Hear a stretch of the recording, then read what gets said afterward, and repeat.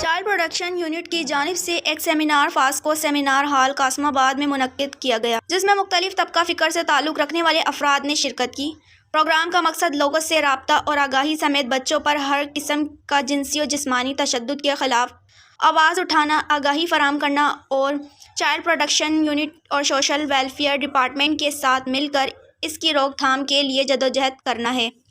اسی موقع پر شرکاء سے خطاب کرتے ہوئے district Hyderabad child protection officer Raza Muhammad Memon نے کہا کہ چائلڈ پروٹیکشن اتھارٹی 2011 میں سندھ چائلڈ پروٹیکشن ایکٹ کے تحت بنائی گئی، جو بچوں کے حقوق اور تحفظ کے لیے کام کرتی ہے،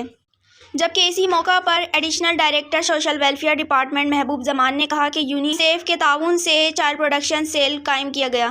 تمام اسٹیک ہولڈرز کی ذمہ داری ہے چائلڈ پروٹیکشن کے حوالے سے اپنا کردار ادا کریں۔ ملک میں تقریباً 2 کروڑ بچے تعلیم حاصل کرنے سے محروم ہیں۔ اسے بچوں کی تعلیم و تربیت اور تحفظ فراہم کرنا متعلقہ سرکاری اداروں کا کام ہے، جبکہ معاشرے کے فرد ہونے کے ناطے ہماری بھی ذمہ داری ہے کہ حکومتی اداروں کے ساتھ مل کر بچوں کے تحفظ اور تعلیم و تربیت کے لیے کام کریں۔ السلام علیکم، Raza Muhammad Memon, child protection officer district Hyderabad. آج چائلڈ پروٹیکشن آفس حیدرآباد کی طرف سے ایک اویئرنیس سیشن رکھا گیا تھا ڈسٹرکٹ کوآرڈینیشن میٹنگ میں، جہاں پر مختلف اسٹیک ہولڈرز ہیں، women development department, social welfare department, police department, social welfare کی جو آرگنائزیشن ہیں جو چائلڈ رائٹس پر کام کر رہی ہیں، اس کے علاوہ جو آرگنائزیشن ویلفیئر کے لیے کام کر رہی ہیں، اور مختلف اسٹیک ہولڈرز کو ہم نے اویئر کیا چائلڈ پروٹیکشن کے حوالے سے کہ اس کی ورکنگ کس طرح ہے، اور کافی ہم این جی اوز سے MOU سائن کر چکے ہیں، جن کا مقصد یہ ہے کہ وہ مل کے ہمارے ساتھ سوشل ویلفیئر اور چائلڈ پروٹیکشن آفس کے ساتھ مل کر اویئرنیس کا کام کریں گے، کیسز ریفر کریں گے، ریفرل میکینزم ہمیں انہیں سمجھایا۔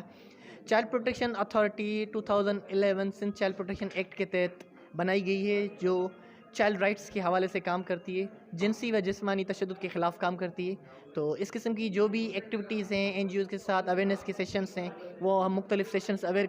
رکھیں گے، جس میں ہم لوگوں کو آگاہی دیں گے کہ اس قسم کے جو کیسز ہیں وہ کم سے کم ہوں، اگر وہ کیسز ہوتے ہیں تو ان کو پراپرلی رجسٹرڈ کیا جائے اور ان کو منطقی انجام تک پہنچایا جائے۔ Thank you very much. بچوں کے حقوق ہم سب کی ذمہ داری۔ یہاں پر آج CPO سوشل ویلفیئر ڈپارٹمنٹ کی طرف سے ہم سب کو دعوت دی گئی ہے۔